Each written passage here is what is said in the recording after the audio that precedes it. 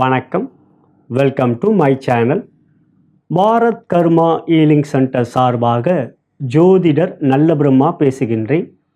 தற்பொழுது நாம் மே மாதம் 14ஆம் தேதி 2025 நடைபெறுகின்ற குரு பெயர்ச்சிக்குரிய பலாபலன்களை அனைத்து ராசி அன்பர்களுக்கும் காணவிருக்கின்றோம்.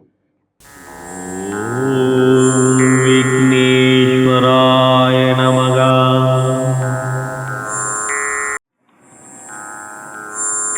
ஓம் காகபுதண்ட சித்தரே போற்றி போற்றி.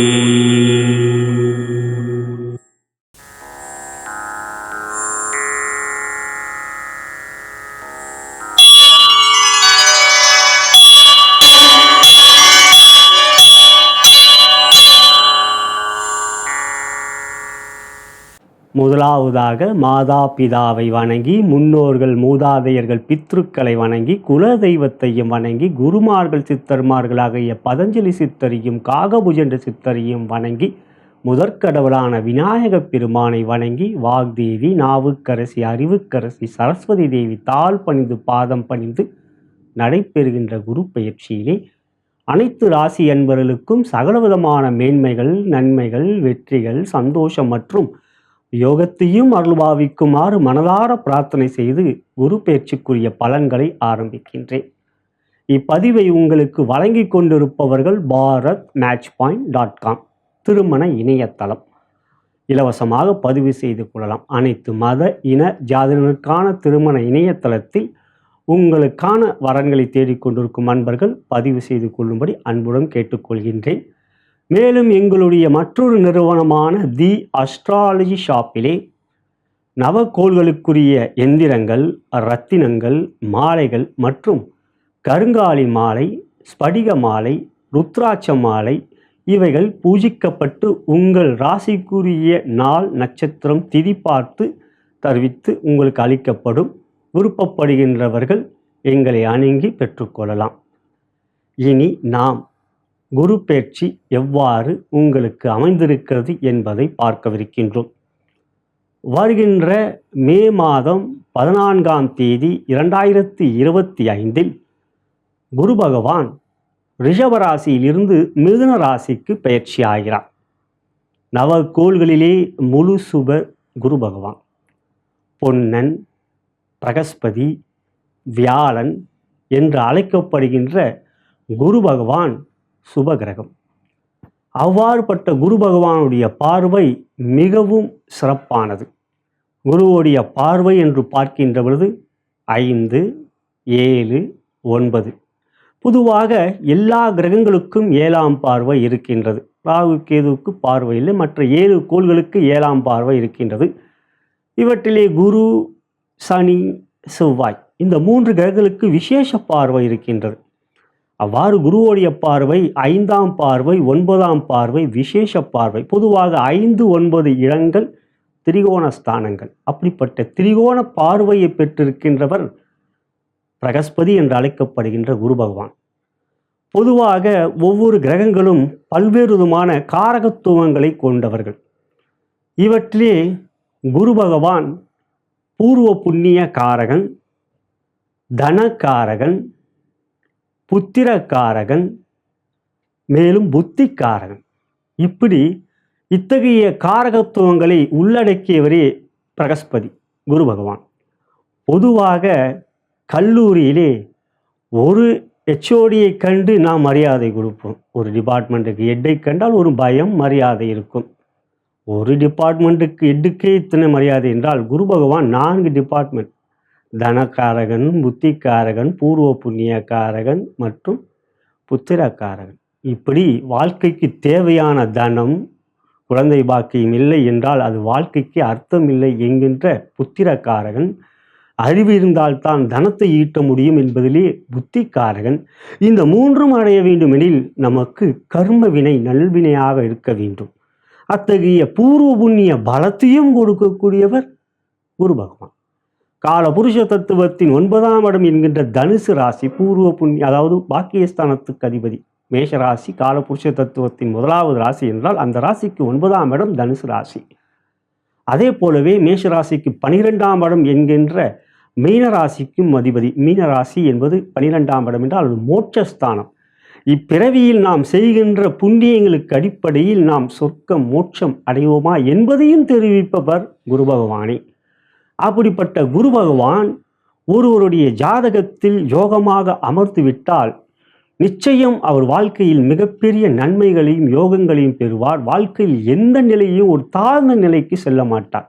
பொதுவாக ஒருவருடைய ஜனன ஜாதகத்தில் குரு லக்னத்தை பார்த்தாலோ, லக்னத்தில் இருந்தால் அது திக்பலம் மிக மிக அற்புதமானது. லக்னத்தில் குரு இருப்பது இல்லை, குரு லக்னத்துக்கு 7ஆம் இடத்திலிருந்து லக்னத்தை நேர்பார்வை பார்ப்பது, அல்லது 5ஆம் இடம் 9ஆம் இடத்திலிருந்து 5ஆம் பார்வை 9ஆம் பார்வையாக பார்ப்பது. எனவே உங்களுடைய ஜாதகத்தில் குரு பகவான் உங்கள் லக்னத்தில் இருந்தாலோ, அல்லது லக்னத்திலிருந்து எண்ணி வருப்புகின்ற 5ஆம் இடத்தில் இருந்தாலோ 9ஆம் இடத்தில் இருந்தாலோ நீங்கள் மிகப்பெரிய பாக்கியசாலி.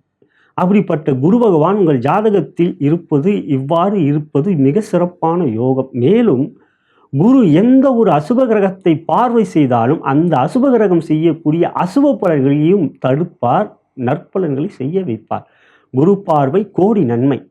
அப்படிப்பட்ட குரு பகவான் இப்பொழுது ரிஷபராசியில் இருக்கிறார். மே மாதம் 14ஆம் தேதி அன்று மிதுன ராசிக்கு செல்கின்றார்.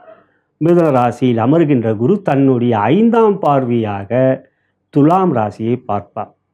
சுக்கிரனுடைய வீடான துலாம் ராசி சுபர் வீட்டை பார்ப்பார். தன்னுடைய 7ஆம் பார்வையாக தன் சொந்த வீடான தனுசு ராசியை பார்ப்பார். மேலும் 9ஆம் பார்வையாக அவர் கும்பராசியை பார்ப்பார். அவ்வாறு கும்பராசியை பார்க்கின்றபோது கும்பராசியில் ராகு அமர்ந்திருப்பார். மே மாதம் 19ஆம் தேதி ராகு கேது பெயர்ச்சி. அதையும் நம்முடைய பாரத் கர்மா ஹீலிங் சேனலில் தனியாக பதிவேற்றம் செய்வோம். ஆகையால் குரு பார்வை ராகுவின் மீதும் அமைகின்றது. அப்படி பார்க்கின்ற பொழுது குருவோடைய பார்வை துலாம், தனுசு மற்றும் கும்பத்துக்கு பதிகின்றது. அந்த இடங்களுக்குரிய ராசிக்கு உரியவர்கள் அந்த யோக பலனை, குரு பார்வை பெறுகின்ற அந்த யோக பலனை பெறுவீர்கள். அது நல்ல விஷயம். அதற்கு அடுத்ததாக பார்க்கின்ற பொழுது குரு பகவான் மே மாதம் 14ஆம் தேதி 2025 ரிஷபராசியிலிருந்து மிதுன ராசிக்கு பயிற்சி ஆகின்றவர். மிதுன ராசியிலே 157 நாட்கள் முதலில் இருந்து இதே 2025 அக்டோபர் மாதம் 18ஆம் தேதி குரு பகவான் மிதுன ராசியிலிருந்து அதிசாரமாக கடக ராசிக்கு செல்கிறார். அதாவது குரு பகவான் மிதுன ராசியிலிருந்து அக்டோபர் மாதம் 18ஆம் தேதி 2025 இந்த ஆண்டிலே குரு பகவான் மிதுன ராசியிலிருந்து கடக ராசிக்கு செல்கிறார். கடக ராசியிலே ஒரு 48 நாட்கள் இருக்கிறார். மீண்டும் மிதுன ராசிக்கு வருகிறார். அவ்வாறு பார்க்கின்றபோது கடக ராசிக்கு செல்கின்றார். அக்டோபர் மாதம் 18ஆம் தேதி குரு பகவான் கடக ராசியில் அவர் உச்சமும் பெறுவார். அப்படி கடகராசியில் செல்கின்ற குரு பகவான் அக்டோபர் மாதம் 18ஆம் தேதி கடகராசிக்கு செல்கின்றவர். நவம்பர் மாதம் 11 2025 வரை நேர்கதியில் செல்கின்றார் கடகராசியிலே.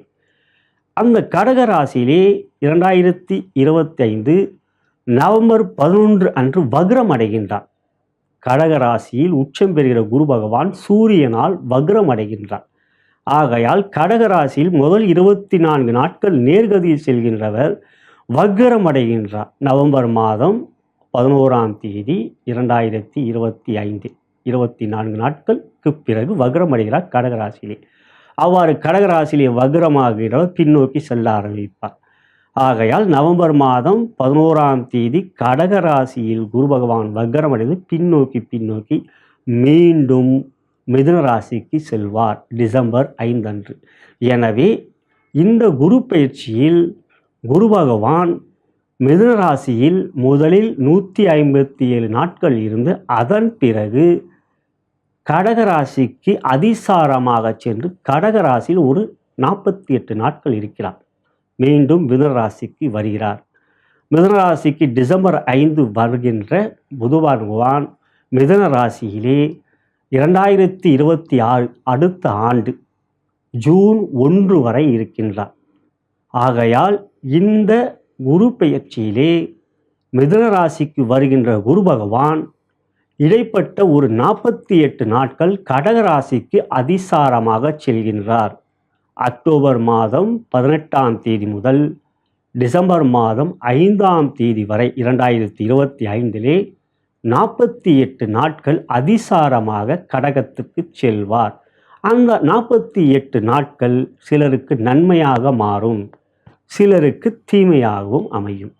ஆகையால் அந்த 48 நாட்களையும் நீங்கள் கவனத்தில் வைத்து கொள்ள வேண்டும். குரு பயிற்சி என்பது எல்லோருக்கும் தெரிந்து ஒரு வருடம் குரு பகவான் ஒரு ராசியில் சஞ்சாரம் செய்வார். கடந்த ரிஷப ராசியில் அவ்வாறு தோராயமாக ஒரு வருடம் என்போம்.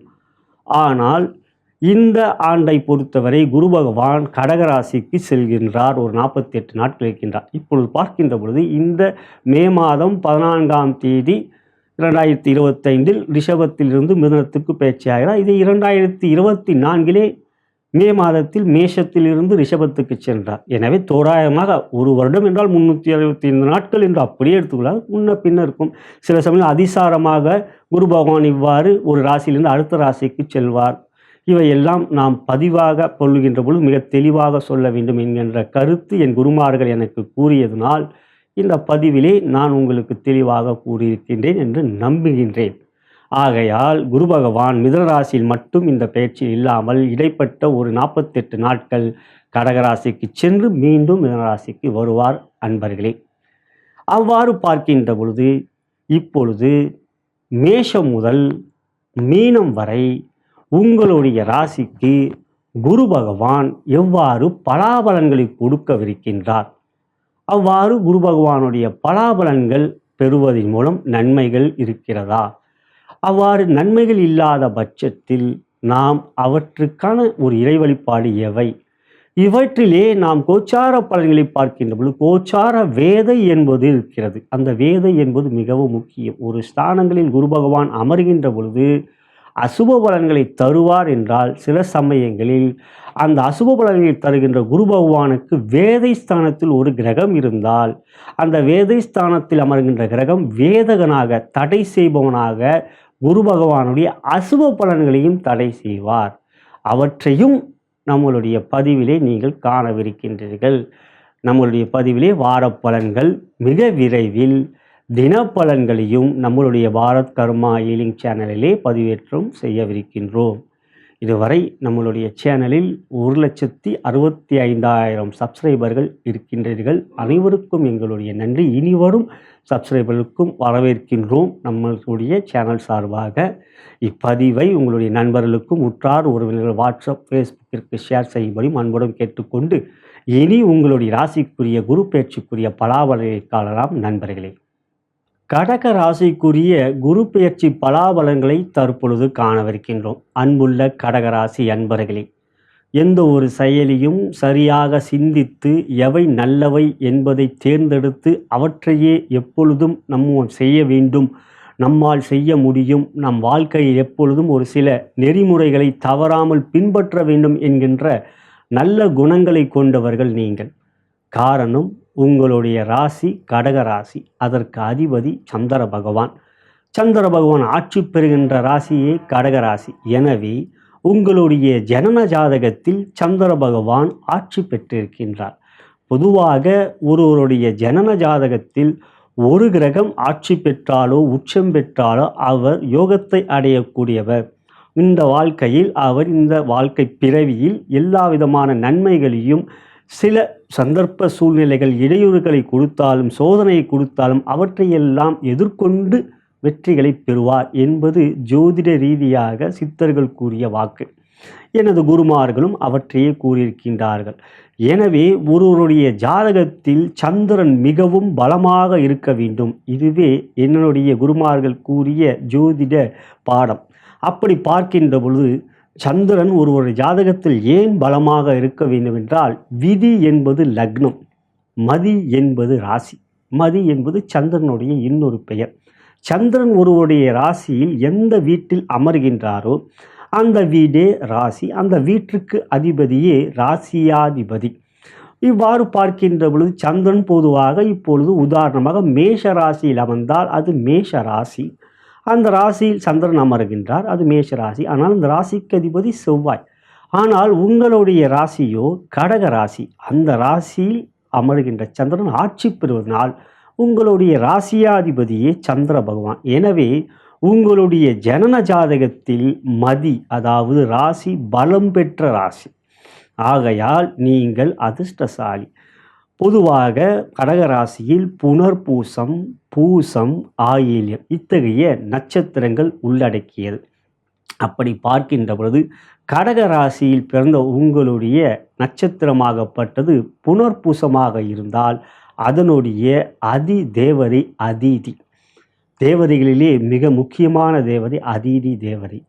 அதே போலவே நீங்கள் பூசத்தில் பிறந்தவராக இருந்தால் அந்த நட்சத்திரத்தின் அதி தேவதா பிரகஸ்பதி, குரு பகவான். ஆகையால் பூச நட்சத்திரம் ஒரு அற்புதமான நட்சத்திரம். எவ்வாறு புனர்பூசமும் சிறப்போ அதே போலவே பூசமும். அதே போலவே நீங்கள் ஆயில்யத்தில் பிறந்தவராக இருந்தால் உங்களுடைய நட்சத்திரத்தின் அதி தெய்வம் ஆதிசேஷம். ஆகையால் விஷ்ணுவுக்கே தலபாகையாக இருக்கக்கூடியவர் ஆதிசேஷன், சர்ப்பத்தின் தலைவன், சர்ப்பராஜா. அப்படி பார்க்கின்ற பொழுது கடகராசி ஒரு அற்புதமான கோள்களிலே ஒரு மிக அற்புதமான 12 கட்டங்களிலே மிக அற்புதமான ராசி கடகராசி. கடக லக்னம், கடகராசி போன்ற ராசி லக்னத்தில் பிறந்தவர்கள் சமூகத்தில் எப்பொழுதும் ஒரு சிறந்த ஒரு வெற்றியாளராக இருக்கக்கூடியவர்களாக அமர்ந்திருக்கின்றார்கள். மிகப்பெரிய தொழிலதிபர்கள், மிகப்பெரிய அரசியல் தலைவர்கள், மிகப்பெரிய வெற்றியாளர்கள் எல்லாம் கடக லக்னத்திலோ அல்லது கடகராசியிலோ பிறந்தவர்களாக இருப்பார்கள். நம்மளுடைய தமிழகத்தில் நன்கு அறிந்தவர்கள் என்று பார்த்தால் விஜய் மற்றும் அஜித் இருவரும் மிகப்பெரிய நடிகர்கள், சூப்பர் ஸ்டார்கள். விஜயும் பூச நட்சத்திரம் கடகராசி, அஜித் அவர்களும் பூச நட்சத்திரம் கடகராசி. இதை விட உதாரணம் புகழ்பெற்றவர்கள் என்று கூறிக்கொண்டே போகலாம். கடகலகனம் என்றால் கலைஞர், இந்திரா காந்தி, நேரு என்று. ஆகையால் அப்படிப்பட்ட ஒரு சிறந்த ராசிகளை நீங்கள் பிறந்தவர்கள். காரணம் சந்திரன் ஆட்சி பெற்றான். ஏன் இதை கூறுகிறேன் என்றால் உங்களுக்கு ஏற்கனவே அஷ்டம சனி, இப்பொழுது சனி 9இல் அமர்ந்துவிட்டார். இப்பொழுது குரு உங்களுக்கு 11ஆம் இடத்தில் ரிஷபத்தில் இருந்தவர் 12ஆம் இடத்துக்கு வருகிறார், விரயஸ்தானத்துக்கு வருகிறார். விரயஸ்தானம் 12ஆம் இடம். பொதுவாக குரு 12இல் அமர்வது யோகம் அல்ல. பொதுவாக விரயஸ்தானத்தில் குரு அமர்ந்தால் சுப விரயங்கள் ஏற்படும், வீண் செலவுகள் ஏற்படும். ஆனால் அது குடும்பத்தினருக்காகவோ அல்லது உங்கள் தேவைக்காகவோ அல்லது ஒரு வீடு வாங்குவதற்காக கடன் வாங்கி வீடு கட்டுவது போன்ற ஒரு செலவுகள் தேவையில்லாத செலவுகள் என்றும் கூற முடியாது, தேவையற்ற செலவுகள் என்றும் கூற முடியாது. ஆனால் செலவு கண்மூடித்தனமாக இருக்கும். இந்த தருணத்தில் மிதுன ராசியிலே வந்து அமர்கின்ற குரு பகவான் உங்களுக்கு எப்படி பலாபலன்களை கொடுக்கப் போகிறார்? ஏனெனில் மிதுன ராசியில் 12ஆம் இடத்தில் உங்களுக்கு குரு வருகிறார். குரு உங்கள் ராசிக்கு யோகாதிபதி. குரு மற்றும் செவ்வாயே கடகராசிக்கு யோகாதிபதி. குரு உங்கள் ராசிக்கு 6ஆம் இடம் மற்றும் 9ஆம் இடத்துக்கு அதிபதி. இங்கு குரு மிதுனத்துக்கு வருகின்ற 6ஆம் இடம் என்கின்ற தன்னுடைய வீடான தனுசு ராசியை பார்ப்பார். எனவே 6ஆம் இடம் பலம் பெறுகின்றது. அதுதான் இங்கு சிக்கலே. மேலும் குரு உங்கள் ராசிக்கு 12க்கு வருகின்ற பொழுது 12ஆம் இடம் என்பது அயன சயன சுகஸ்தானம், விரயஸ்தானம். தூக்கம் நல்லா வரும், தூக்கம் வரலாம். தூக்கமின்மை என்பதே ஒரு மிகப்பெரிய நோய். ஆனாலும் இங்கு எப்பொழுதும் தூங்கிக் கொண்டிருந்தால் அது சோம்பேறித்தனம் என்றுதானே எடுத்துக்கொள்ள வேண்டும். வேலை நேரத்தில் வேலை, தூக்கம் நேரத்தில் தூக்கம், உழைக்கும் நேரத்தில் உழைப்பு. அதே சமயத்தில் நம்மளுடைய மன நிம்மதிக்காக தியானம், மகிழ்ச்சி, சந்தோஷம், சினிமா, கலை என்று நேரமாக குடும்பத்தினோடு செலவு செய்வதும் நேரம். இதெல்லாம் வாழ்க்கைக்கு இன்றியமையாதது, தேவையானது. ஆனாலும் இந்த இடத்தில் 12ஆம் இடத்தில் குரு வருவது எந்த ஒரு விஷயத்திலும் உங்கள் மனம் முழுமையாக ஒரு ஈடுபாட்டை காட்டாத ஒரு நிலையை கொடுக்கும். சுறுசுறுப்பை குறையும். பொதுவாக கடகராசியில் பிறந்தவர்கள் மிக சுறுசுறுப்பானவர்கள். அவ்வளவு எளிதாக நண்பர்கள் உங்களிடம் அமையாது. அவ்வளோ சீக்கிரம் உங்களுடைய நட்பை பெற முடியாது. கடகராசிக்கு இருக்கக்கூடிய ஒரு விசேஷ தன்மையே உங்களுடைய நட்பை பெற்றவர்கள் மிகப்பெரிய வெற்றியாளர்கள் அவர்கள். காரணம் உங்கள் நட்பை பெற்று விட்டார்கள் அல்லவா. உங்களுடைய ஒரு நல்ல விஷயம் இருக்குது. உன் நண்பன் யார் என்று சொல், உன்னை நான் கூறுகிறேன் என்று பெரிய பெரிய அறிஞர்கள் கூறுவார்கள். உங்களை நண்பராக பெற்றவர்கள் உங்களை வைத்தே அவர்கள் மிகப்பெரிய ஆள் என்று மற்றவர்களை அழைப்பூட்டுவார். ஏன்னா உங்கள் நண்பராக பெற்றவர்கள் உங்கள் பெயரே அவங்களுக்கு உங்கள் பெரிய பெரிய நன்மைகளை கொடுக்கக்கூடியதாக. அத்தகைய ஒரு நல்ல ஒரு விஷயம் உங்களிடம் நட்பை பெறுவது அது ரொம்ப ரொம்ப கஷ்டம். இருந்தாலும் இந்த நேரங்களிலே நான் ஏன் இதை கூறுகிறேன் என்றால், சோம்பேறித்தனம் எந்த ஒரு விஷயத்திலும் முழு ஈடுபாட்டை காட்டாத ஒரு இந்த நேரமாக இந்த விரயஸ்தானத்தில் வருகின்ற குரு அமையும். எனவே சுறுசுறுப்பாக இயங்கக்கூடிய நீங்கள் இப்பொழுது சற்று எந்த ஒரு விஷயத்தில் ஒரு மந்தமான ஒரு மனநிலைக்கு ஏற்படுத்தக்கூடிய நிலை இருக்கும். எனவே முடிந்தவரை இந்த குருவாகப்பட்டவர் 12க்கு வந்த பிறகு சூரிய உதயத்தின் பொழுது எழுத கொள்ளக்கூடிய பழக்கம் உங்களுக்கு இருந்தால் ரொம்ப ரொம்ப ரொம்ப நல்லது. அப்படி இல்லை, அப்படி என்றால் முடிந்தவரை சூரிய உதயத்தின் பொழுது எழுதக்கூடிய பழக்கத்தை வைத்துக் கொள்ளுங்கள். நான் பிரம்ம முகூர்த்தத்தில் எழுந்து கொள்ள சொல்லவில்லை. பிரம்ம முகூர்த்தம் என்பது குறிப்பாக ஒரு முகூர்த்தம் என்பது 48 நிமிடங்கள். அதாவது சூரிய உதயம் 6 மணி இருந்தால் 4:24 மணி, அதாவது 4:24 5:12 AM தான். அந்த 48 நிமிடங்கள் தான் பிரம்ம முகூர்த்தம். முகூர்த்தம் என்றால் நிறைய பிரம்ம முகூர்த்தம் என்றால் 4:30 to 6 என்று நினைத்துக்கொண்டு அப்படியெல்லாம் இல்லை. ஆனால் முன்னோர்கள் ஏன் 4:30 to 6 4:30 மணிலிருந்து 6 மணி அந்த நேரத்துக்குள் பிரம்ம முகூர்த்தம் வந்துவிடும். ஆகையால் நீங்கள் பிரம்ம முகூர்த்தத்தில் எழுந்து சொல்லவில்லை நீங்கள், ஆனால் சூரிய உதயத்தின் பொழுது அவர் 6 மணிக்கு எழுந்து கொள்ள பழக்கத்தை வைத்துக் கொள்ளுங்கள். கடகராசி அன்பர்களே, 12ஆம் இடத்தில் குரு வருவது இத்தகைய பாதிப்புகளை கொடுப்பார். பெரிய அளவில் தொல்லைகளை கொடுக்க மாட்டார், இழப்புகளை கொடுக்க மாட்டார். இருந்தாலும் செய்ய வேண்டிய வேலையை செய்ய முடியாமல் தாமதங்கள் ஏற்படுவதனால் ஏற்படக்கூடிய தேவையற்ற ஒரு இடர்பாடுகளை சந்திக்கக்கூடிய ஒரு சூழ்நிலை இருப்பாது. தொழிலாக இருக்கட்டும், வியாபாரமாக இருக்கட்டும், உத்தியோகமாக இருக்கட்டும், இவற்றையெல்லாம் கால தாமதங்கள் ஏற்படாமல் பார்த்து கொள்வது நல்லது. கால நேர விரயங்களை ஏற்படாமல் பார்த்து கொள்வது நல்லது உங்களுக்கு. அடுத்ததாக பார்க்கணும், குரு பார்வை செய்கின்ற இடங்கள். குரு மிதுன ராசியில் வந்து அமர்கின்ற பொழுது தன்னுடைய 5ஆம் பார்வையாக உங்கள் ராசிக்கு 4ஆம் இடம் துலாம் ராசியை பார்ப்பார். 4ஆம் இடம் சுகஸ்தானம். உங்களுடைய தாயார்களால் உங்களுக்கு நன்மைகள் இருக்கின்றது. உங்களுடைய அம்மாவால் உங்களுக்கு மகிழ்ச்சி, சந்தோஷம், அவர்களுடைய ஆதரவு சிறப்பாக இருக்கும். பொதுவாக கடகராசியில் பிறந்தவர்கள் பெற்றோர்களே, அம்மாவுடைய பெற்றோர்களே தெய்வம் தாய். அந்த தாயுடைய அன்பு, ஆசை, ஆதரவு எப்பொழுதும். காரணம் சந்திரன் மனோகாரகன் மட்டுமல்ல, மாத்ருக்காரகன். தாயை குறிக்கக்கூடிய சூரியன் பிதிர்காரகன் என்றால் சந்திரன் மாத்ருக்காரகன். அந்த ராசியிலே நீங்கள் ஆட்சி பெற்ற சந்திரன் உங்கள் ஜனநாயகத்தில் இருப்பதனால் தாயோடைய ஆதரவு கடகராசியில் பிறந்தவர்கள் எப்பொழுதும் இருக்கும். நீங்களும் தாயின் மீது மிகுந்த அன்பு வைத்திருப்பீர்கள். அப்படி பார்க்கின்ற பொழுது இந்த இடத்தில் 12ஆம் இடத்தில் அமர்கின்ற குரு 5ஆம் பார்வையாக 4ஆம் இடத்தை பார்ப்பார். 4ஆம் இடம் பலம் பெறுகின்றது. அதே போலவே 4ஆம் இடம் வீடு, மனை, வாகனம். வாகனங்களால் உங்களுக்கு ஆதாயம், குறிப்பாக டிராவல்ஸ் வைத்து கொண்டிருப்பவர்கள், இல்லை வண்டியை வாங்கி விற்க பெறக்கூடியவர்கள், இந்த மாதிரியான விஷயங்களில் உங்களுக்கு லாபம் இருக்கும். நிலம், ரியல் எஸ்டேட் செய்பவர்களுக்கு இந்த நேரம் என்றோ நீங்கள் செய்த ஒரு முதலீடு, அதுவே விரயங்கள் தானே, செலவு தானே. செலவு மண்ணில் காசை போட்டால் மறந்துடணுவாங்க அப்படின்னு என்னுடைய சீனியர்கள், என்னுடைய பெரியவர்கள் எனக்கு மண்ணில் காசை போட்டால் மறந்துடுங்க தம்பி, நல்ல பிரம்மா, அது என்றைக்குனா ஒரு நாள் உங்களுக்கு லாபத்தை கொடுக்கும் அப்படின்வாங்க. ஆமாம், உண்மை. மண்ணில் என்றைக்கோ போட்டது இன்றைக்கி பல கோடிகள் கொடுக்குது. அன்றைக்கி சாதாரணமான ஒரு கிராமமாக இருந்தது, இன்றைக்கி ஐடி ஃபீல்ட், பெரிய தொழிற்சாலைகள், பெரிய ஐடியோடைய டைட்டில் பார்க்குன்னா டைட்டில் பார்க்கை பற்றி சொல்ல வேண்டுமா? ஒரு காலத்தில் நான் என்னுடைய வயதிற்கு பார்க்கிறேன், நான் சிறுவனாக இருக்கும்போது டைட்டில் பார்க்கலாம் ஒரு காடு. ஆனால் இன்று அந்த இடத்தில் ஒரு வயக்காடாக வைத்து கொண்டு பல கோடி கால். அப்படி பார்க்கும்போது என்றோ நீங்கள் மண்ணில் போட்ட பணம் இப்பொழுது உங்களுக்கு இரட்டிப்பாக உங்களுக்கு வருமானத்தை கொடுக்கும். அதுதான் விரயம், சுபவிரயம் என்றேன். என்றோ நீங்கள் அது சுபவிரயமாக, அது பணமாக நினைக்காமல் அது விரயமாக நினைப்ப ஒரு முதலீடாக நீங்கள் செய்திருப்பீர்கள். மற்றவர்கள் கூறியிருக்கலாம் நீ விரயம் செய்கிறாங்க, யார் போய் இருக்க போகிறான்ட்டு. ஆனால் இன்றைக்கி அது உங்களுக்கு காசாகும். ஏன்னா இது வரைக்கும் அஷ்டம சனியில் அது விற்கலான்னு நினச்சிருப்பீங்க, விற்க முடியாமல் மார்ச் 29 சனி பயிற்சி ஆயிடுச்சு, அஷ்டம சனி முடிஞ்சிருச்சு. 7 விட அஷ்டம சனி அல்லல்களை கொடுக்கும், அதை பட்டிருப்பீர்கள். ஆனாலும் இந்த நேரத்தில் உங்களுக்கு நிலம், வீடு, வாகனம் அவற்றில் உங்களுக்கு யோகம் இருக்கின்றது. இது 4ஆம் இடத்தை குரு பார்க்கறதுனால. அதுக்கு அடுத்ததாக உங்களுக்கு 6ஆம் வீட்டை, அதாவது தனுசு ராசியை குரு 7ஆம் பார்வையாக பார்ப்பா. இதுதான் சிக்கல்னு ஏற்கனவே சொன்னது. காரணம் 6ஆம் இடம் ரண ருண ரோக சத்ருஸ்தானம்.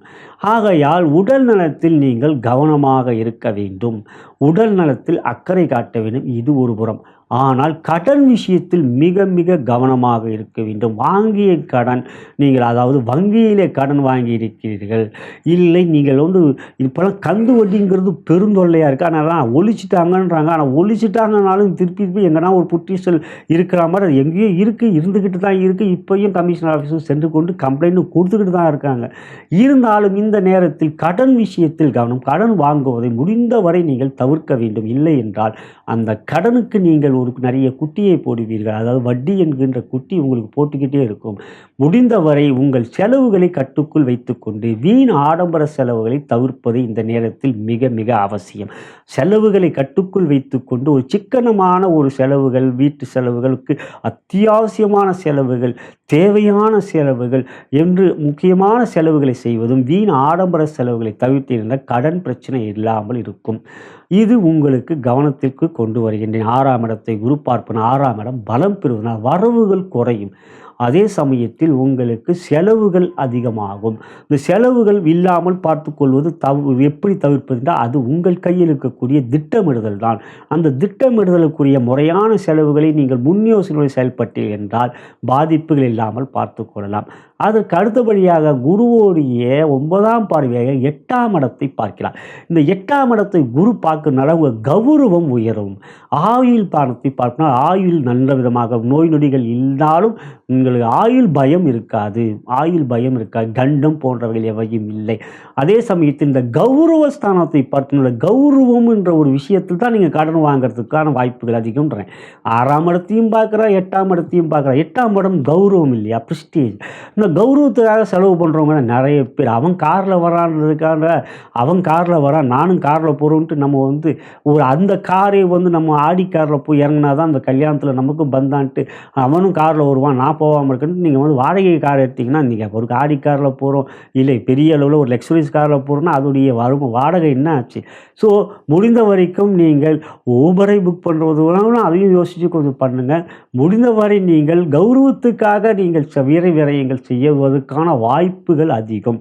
காரணம் 8ஆம் இடத்தில் உங்களுக்கு ராகு வந்து விடுவார். ராகு இந்த அதே மே மாதம் 14ஆம் தேதி குரு பெயர்ச்சி வருவது அதே மாதத்தில் மே மாதம் 19ஆம் தேதி 8இல் ராகு வருவார். ராகு எப்பயுமே அடாவடித்தனமான செலவுகளை செய்வார், போகக்காரகன். அவர் என்ன செய்வார், எல்லாம் பார்த்துக்கலாம் ராசா, இன்னைக்கு போனால் நாளைக்கு டபுளாக வரும் அப்படிங்கிற பேராசையை கொடுக்கக்கூடியவர் ராகு. இதுக்கு கேது ஆப்போசிட்டு ஞானக்காரகன். வேணவே வேணான்னுவார். எதுவுமே சிற்றின்பமெல்லாம் வேணாம், பேரின்பம் போதுமடா, பக்தி சிவசிவா சிவசிவா நாராயணா அப்படின்னு சொல்கிறவர் கேது பகவான். ஆனால் ராகு எடுத்தங்கௌத்தன் சிவா 8இல் இருக்கிற ராகு, குரு வேற 9ஆம் பார்வையாக 8ஆம் இடத்துல இருக்கக்கூடிய ராகுவை பார்க்குற 8ஆம் இடத்தை பார்க்கறதுனால ஆடம்பர பந்தா செலவுகள் செய்யக்கூடிய வாய்ப்புகள் இருக்குது. நண்பர்களே, கடகராசி சகோதர சகோதரிகளே, செலவுகளை கட்டுக்குள் வைத்துக் கொள்ளக்கூடிய இந்த சமூகத்தில் ஆடம்பர செலவுகளை தவிர்ப்பது மிக மிக அவசியம். எனவே குரு பார்வை செய்கின்ற இடங்களிலே உங்களுக்கு வருமானம் வரக்கூடிய வாய்ப்புகள் இருக்குது. 4ஆம் இடத்தை பார்க்கறதுனால. ஆனால் 6ஆம் இடம் 8ஆம் இடத்தை பார்க்கறதுனால வருமானம் வரும். செலவுகள் நீங்கள் கண்மூடித்தனமாக செய்தால் எத்தனை கோடி கையில் இருந்தாலும் பெட்டிகள் கரைந்த பிறகே தெரியும் அது காலி பெட்டி என்று. எனவே கவனத்தில் வைத்துக்கொள்வது நல்லது. இது தருணத்தில் நீங்கள் மிக முக்கியமாக கவனத்தில் கொள்ள வேண்டியது, மிதுன ராசியில் வருகின்ற குரு முதல்ல மிருகசீஷ நட்சத்திரத்தில் செல்வார். அதுக்கப்புறம் பார்த்தீங்கன்னா திருவாதிரையில் செல்வார். திருவாதிரைன்னு பார்த்தீங்கன்னா அது நட்சத்திரத்துக்கு அதிபதி ராகு. அவர் 8இல் இருக்கார். அந்த காலம் மிக மிக கவனமாக இருக்க வேண்டிய காலம். அதற்கு பிறகும் புனர்பூசத்துக்கு தான் சொந்த நட்சத்திரம். அப்படின்னும் பொழுது அவர் 6ஆம் வீட்டை பார்க்கறதுனால 6ஆம் வீட்டுக்குரிய பலன்கள் தான் செய்வார். எனவே இந்த விரய குருவாகப்பட்டவர் அதிக விரயங்களை கொடுப்பார். சரிங்க, நல்லபுறமாக இந்த பெயர்ச்சியே இப்படி தான் இருக்குமானா அப்படி ஒரேடியாக போயிட முடியாது. காரணம் வக்ர காலங்களில் அவர் கெடுகின்ற பொழுது இன்னும் கெட்டவன் கெட்டில் கெட்டிடும் யோகம் என்ற நன்மைகளை செய்வார். சரிங்க, எப்போங்க அவர் வக்ரமாக வரார் அப்படி என்று பார்த்தால் இந்த பெயர்ச்சியிலே குரு முதல் 157 நாட்கள் உங்கள் ராசிக்கு 12ஆம் இடத்தில் இருக்கும். அதுக்கு பிறகு அதிசாரமாக கடகத்துக்கு வருவார். அங்கு வக்ரமாகி திருப்பி மிதுனத்துக்கு போய் வக்ரமாக. முன்னுரையில் மிக விரிவாக சொல்லியிருக்கேன். முன்னுரையும் ஒரு வாட்டி பார்த்துருக்கேன், மிக விரிவாக தான் சொல்லியிருக்கேன். ஆகையால் வக்ர காலங்களில் உங்களுக்கு குரு பகவான் நன்மைகளை செய்வார். எப்போ வக்ரமான காலங்கள் குரு பகவானுக்கு வரும் என்றால் நவம்பர் மாதம் 11ஆம் தேதி முதல் மார்ச் மாதம் 11 2026 வரை, அதாவது நவம்பர் 11 2025 முதல் அடுத்த ஆண்டு 2026 மார்ச் 11 வரை குரு வக்ரமாக இருப்பார். கடகத்திலையும் வக்ரமாக இருப்பார், அப்புறம் மிதுனத்துக்கு வந்து மிதுனத்திலையும் வக்ரமாக இருப்பார். இந்த காலகட்டங்கள், இந்த மாதங்கள் உங்களுக்கு குருவால் நன்மைகள் தான் ஏற்படும். எனவே குரு பயிற்சி முழுவதும் நமக்கு வந்து அவர் ஒரு நல்ல ஆணித்தரமாக ஒரு ஸ்டாண்டு போட்டு நமக்கு வந்து கெடுதலை செய்வார்னுலாம் நீங்கள் நினைக்காதீங்க. இந்த நேரத்தில் வந்து வக்ர காலங்கள் மீண்டும் ஒரு முறை கூறுகின்றேன். நவம்பர் மாதம் 11 2025 முதல் நவம்பர் 11 2025 ஆன்வர்ட்ஸ், நவம்பர் 11 2025 முதல் அடுத்த ஆண்டு மார்ச் 11 மார்ச் 11 2026 மார்ச் 11 2026 2026 வரை வக்ரமாக இருப்பார். இந்த காலங்களில் உங்களுக்கு குருவால் நன்மைகள் தானே தவிர கெடுதல்கள் இல்லை நண்பர்களே. எனவே இதுவரை நாம் வந்து குருவோடைய பலன்களை பார்த்து இனி துறை ரீதியாக எப்படி, முதல்ல தொழில் வியாபாரி நண்பர்களுக்கு இவ்வளோ நேரம் நீங்கள் கேட்ட பிறகு நான் தொழில் வியாபாரத்தில் எப்படி இங்கே செயல்படணும்னு சொல்லணும்னு அவசியமே இல்லை. உங்களுடைய செலவுகள் கட்டுக்குள்ளே வைத்துக்கொள்ளணும், திட்டமிட்டு முயற்சிகள் எடுக்கணும். தொழில் வியாபாரம் புதுசாக துவங்குறத மிக மிக கவனம். உங்கள் ஜாதகம் ஒரு முறை பார்த்து கொள்ள வேண்டும்.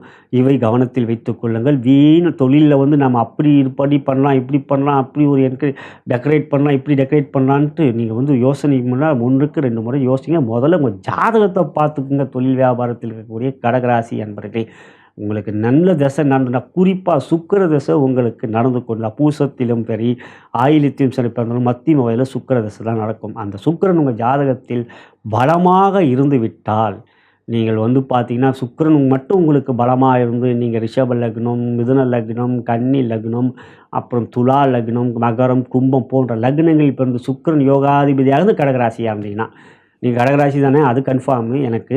ஆகனா கடகராசியில் பிறந்த நீங்கள் தொழில் வியாபாரத்திற்கின்ற நண்பர்கள் உங்கள் லக்னம் ரிஷபமாகவோ மிதுனமாகவோ கன்னி, துலாம், மகரம், கும்பம் என்ன இந்த சன்னியோடி சுக்கிர லக்னங்கள், சுக்கிர அணிய லக்னங்கள் இருந்தால் சுக்கிர தசை உங்களுக்கு நன்மையை தான் செய்யும். இந்த மாதிரியான பிரச்சனைகளை அஷ்டம சனியை சமாளிச்சிருப்பீங்க, அஷ்டம சனியை நீங்கள் சமாளிச்சிருப்பீங்க. ஆகையால் இந்த இடத்தில் இவற்றை நான் ஏன் கூறுகிறேன் என்றால், அனுபவத்தில் தான் இவற்றை நான் உங்களுக்கு கூறுகின்றேன். கடகராசி என்பவர்களே, நீங்கள் உங்களுக்கு வந்து தொழில் வியாபாரத்தில் இருக்கின்றவர்கள் எந்த தசை நடக்குது, குறிப்பாக உங்களுக்கு கேது தசை வந்தால் இந்த வரைய குரு மிகப்பெரிய அளவில் உங்களுக்கு கெடுதலை செய்வார். காரணம் 2ல் கேது இருக்கிறார். இந்த குரு பயிற்சி அப்போவே உங்களுக்கு ராகு கேது பயிற்சி 2ல் கேது வரார். ஆகையால் நீங்கள் எந்த திசை நடக்கிறது தொழில் வியாபாரத்தில் இந்த பயிற்சியில் கவனமாக இருக்க வேண்டும். அடுத்தது உத்தியோகம். உத்தியோகத்தை பொறுத்தவரை உங்களுக்கு ஒரு மாற்றத்தை கொடுப்பார். இது தூரதேச பயணத்துக்குரிய வாய்ப்பை கொடுப்பார். அது தனியாக தான் உங்களை போக வைப்பார். 12ல் குரு இருக்கிறவங்க நிறைய பேர் பார்த்தீங்கன்னா இருக்கிற இடத்த விட்டு வேறு இடத்துல வேறு நாட்டில் போய் நல்லா சம்பாதிப்பாங்க. ஆனால் நல்லா சம்பாதிப்பாங்க. நிறைய அனுபவத்தில் ஜாதகத்தில் பார்த்துருக்கேன், நிறைய சம்பாதிப்பாங்க. ஆனாலும் இன்னும் தெரியுங்களா, அவங்களுக்கு ஒரு குடும்பத்தை விட்டு பிரிந்து தான் சம்பாதிப்பாங்க. இப்போலாம் வாட்ஸ்அப்பில் நான் வந்து வீடியோ சேட்டில் பேசிக்கிறேன் அப்படின்னு சொல்லிக்கிறாங்க. Okay, good. ஆனால் நல்ல விஷயந்தான் அது. ஆனால் சம்பாதிக்கிறதுக்காக தானே போயிருக்காங்க. ஆகையால் 12ல் குரு வருவதினால் உத்தியோகத்தில் இருக்கும் நண்பர்கள் உங்களுக்கு 8லும் ராகு வருவதினால் இந்த குரு பயிற்சியில் உங்களுக்கு இடமாற்றம் ஏற்படும். தூரதேசத்துக்கு தேவைக்கூடிய. ஆனால் எங்களை பொறுத்தவரை 12 ராகுவோ குருவோ இருந்தால் தூரதேச பயணம்னு நான் இப்போ சொல்கிறேன் உங்களுக்கு. ஆனால் எனக்கு ஜோதிடம் நான் கற்றுக்கொள்ளும் பொழுது எனது குருமார்கள் என்னால் 12ல் எந்த கிரகம் இருக்குது, குரு இருக்கா ராகு இருக்கா, அது பரதேசி வாசம்னு சொல்லுவார். என்னங்க குருவே, என்ன இப்படி சொல்கிறீங்க? ஆமாப்பா, குடும்பத்தெலாம் விட்டுட்டு வேறு நாட்டுக்கு போய் வேலை செஞ்சு அங்கே சம்பாதிச்சுட்டு குடும்பத்துக்கு இங்கே வந்து அனுப்பிக்கிட்டு இருப்பாங்க. ஆனால் அவங்க அங்கே சந்தோஷமாக இருப்பாங்களா? எல்லாமே குடும்பத்தை பிரிஞ்சு சந்தோஷமாக யார் இருப்பா? ஆகையால் அது பரதேசி வாசம். ஆனால் இப்போ எல்லாம் வந்து காலம் மாறி கலியுகத்தில் எல்லாம் மாற்றங்களாகி இப்போலாம் வந்து உலகம் கைக்குள் வந்து விட்டது. கற்றுக்கொள்ளுகின்ற பொழுது ஐஎஸ்டி என்றால் பெரிய எட்டாக்கணி. ஆனால் இப்போல்லாம் வாட்ஸ்அப்லேயும் வீடியோ கால் அப்படிங்கிறது ரொம்ப ரொம்ப சாதாரணமாகிடுச்சு. ஆனால் பிரிவுகள் என்பது இப்போ துயரங்களாக இல்லை, மகிழ்வாகவே இருக்கின்றது. எனவே இந்த பயிற்சியில் உத்தியோகத்திற்கு நண்பர்கள் இடமாற்றங்கள் ஏற்படக்கூடிய வாய்ப்புகள் நிறைய இருக்கின்றது. அது நல்ல விதமாகவும் இருக்கும். ஏன்னா குரு இல்லையா, யோகாதிபதி இல்லையா. அடுத்ததாக பெண்களுக்கான பலன். திருமணமான சகோதரிகளை பொறுத்தவரை உங்கள் ராசிக்கு 6க்குரியவரும் 9க்குரியும் குரு. அவர் 12ல் வந்துட்டார். அவர் புத்திர காரகனும். எனவே குழந்தைகளுடைய கல்வியிலே நீங்கள் கவனம் செலுத்த வேண்டும். அவர்களுடைய செயல்கள், அவர்கள் எந்த விதமாக அவங்க முன்னேற்றத்து வகையில் ஏறுவதற்கு நீங்கள் ஆர்வம் காட்ட வேண்டுமே ஒழிய அவர்களுடைய சுதந்திரத்தில் நீங்கள் கவனம் செலுத்துங்களே ஒழிய அவர்கள் மீது நிர்பந்தத்தில் ஈடுபடுத்தாதீர்கள். குறிப்பாக ஒரு வயது குழந்தைகள் என்றால் இப்போ கல்லூரி செல்கின்றவர்கள் குழந்தைகள்னு சொல்ல முடியாது. இளைஞர்கள், மாணவ இளைஞர்கள் மற்றும் நண்பர்கள், நண்பிகள், பெண்கள், நண்பிகள். ஆகையால் இந்த இடத்துல குழந்தைகளிடம் சில விஷயங்கள் கருத்து பேதங்கள் ஏற்படாமல் பார்த்துக்கொள்வது நல்லது. திருமணமான சகோதரிகளுக்கு கூட என்றால் குரு புத்திரக்காரகன் 5க்கு அது 8ஆம் வீடாக வருவதனால் குழந்தைகள் கல்வியில் கவனம் செலுத்த வேண்டும். அதுக்கடுத்த கணவன் மனைவி அதுலலாம் ஒன்றும் பெரிய அளவில் பாதிப்பு இல்லைங்க. அந்த மாதிரியான அமைப்பில் நான் இந்த சொல்கிற தொழில், வியாபார, உத்தியோகம், செலவுகள் இருக்கும். அதே சமயத்தில் திருமணமான பெண்கள் சகோதரிகளை பொறுத்தவரைக்கும் நீங்கள் குழந்தைகளுக்கு கல்யாணம் பண்ணுற வயசு இருக்குது, அவங்களுக்காக வரங்கள் தேடினா அது நல்ல வரன் அமையும். குழந்தைகளுக்கு உங்களை விட்டு அவங்க பிரிகிற ஒரு சூழ்நிலைக்கு வரக்கூடியதுனா அதாவது ஒரு கல்யாணம் என்றால் இன்றெல்லாம் தனி கொடுத்துலாம் போயிடுறாங்க இல்லையா. ஆகையால் அந்த மாதிரியான சந்தோஷமான ஒரு பிரிவாக கூட இருக்கும். இது குழந்தைகள் விஷயத்தில் சில விஷயங்கள் கவனம், கல்வி போன்றவற்றில் சின்ன குழந்தைங்களாக இருந்தால் பள்ளி 10க்குள்ளே 10ஆவதுக்குள்ளே படிக்கிறா, 12ஆவது ரொம்ப கவனமாக இருக்கும். அடுத்த கணவன் மனைவி உறவெல்லாம் எந்த விதமும் பிரச்சனை. சரி, திருமணம் ஆகாத சகோதரிகள் குரு பலம் இல்லை தான். 2ஆம் இடத்தில் கேது, 8லே ராகு அப்படின்னு வந்துடுவாங்க. மே மாதம் 19ஆம் தேதி. ஆனால் ராகுக்கு எதுவும் சாதகமாக இல்லை, அது சர்ப்பதோஷ வகை. 9 சனி ஆண்டுக்குள்கள் சாதகம் இல்லை. திருமண முயற்சியில் இந்த குரு பேச்சியால் உங்களுக்கு யோகம் அதிசாரமாக உங்களுக்கு கடகத்து வந்தாலும் ஜென்ம குரு தான். எனவே இந்த ஒரு வருஷம் திருமண முயற்சி ஜாதகம் சாதகமாக இருந்தால் அது நல்ல விதமான வரன்கள் அமையும். இருந்தாலும் இந்த நட்சத்திர பொருத்தம் மட்டும் நான் புனர்பூசம், நான் பூசம், ஆயில்யம், இதுக்கு இத்தனை பொருத்தம் 10 பொருத்தம் நீங்களே புக்கை பார்த்து நீங்களே யூடியூப்பில் பார்த்தாலே சொல்லிடுறாங்களே இந்த ராசிக்கு இத்தனை, இந்த நட்சத்திரத்துக்கு இந்த நட்சத்திரம் இத்தனை பொருத்தம். நம்மளே அதுதான் கண்டுபிடிச்சிடலாம் கூகுளில் போனால். ஆனால் அப்படிலாம் முடிவு பண்ணுறாதீங்க பெற்றோர்களே. நட்சத்திர பொருத்தம் மட்டும் பார்க்காதீங்க. இப்போ உங்களுக்கு குரு பயிற்சியாக 12ல் வர, அப்புறம் ராசிக்கு தான் குரு வருவார். எனவே ஜாதக ரீதியான பொருத்தம் திருமணமாகாத சகோதரிகளுக்கு வரன் பார்க்கும்போது பாருங்கள். விருப்பப்பட்டால் எங்களுடைய திருமண பதிவேற்றில், அதாவது எங்களுடைய மற்றொரு நிறுவனம் தான் bharatmatchpoint.com, www.bharatmatchpoint.com திருமண இணையதளம்.